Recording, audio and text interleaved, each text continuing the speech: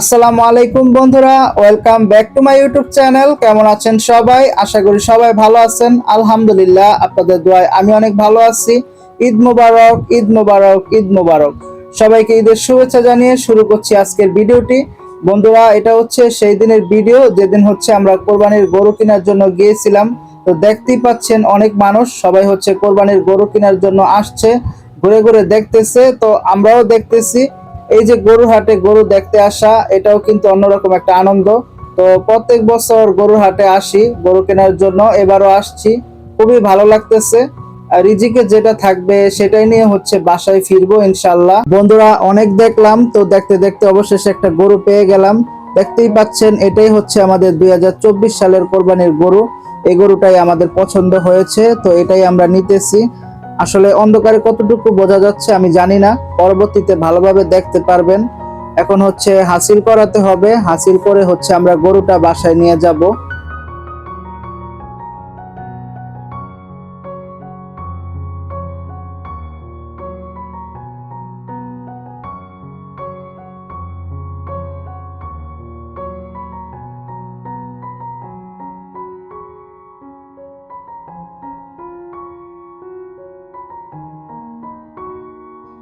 বন্ধুরা, কোরবানির ঈদের সময় যখন কেউ রাস্তা দিয়ে গরু নিয়ে যায় তখন সবাই জিজ্ঞাসা করে যে ভাই গরু কত নিল।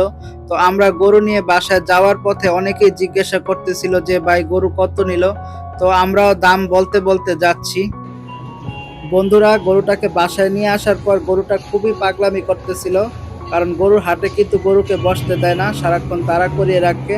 কারণ গরু বসে থাকলে কিন্তু সেই গরু মানুষ দেখতে চায় না, বিক্রির জন্য দাঁড়া করিয়ে রাখে। বাসায় এনে যখন আমরা গরুটাকে খাবার পানি দেই তখন গরুটা কিছুটা স্বাভাবিক হয়।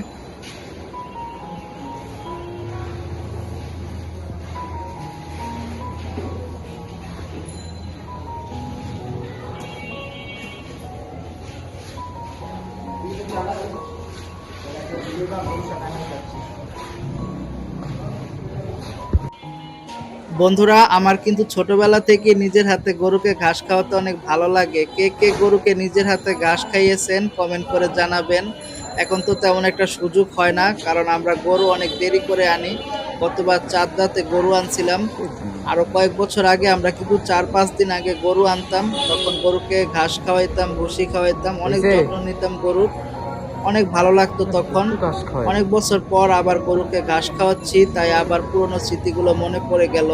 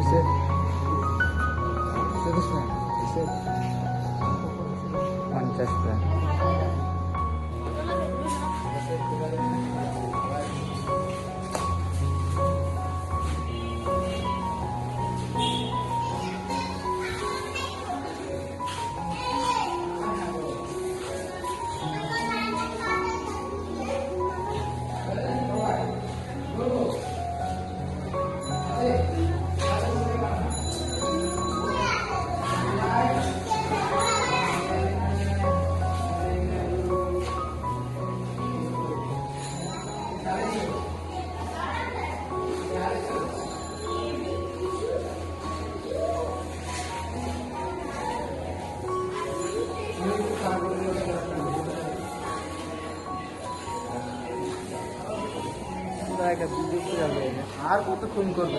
কত মিনিট?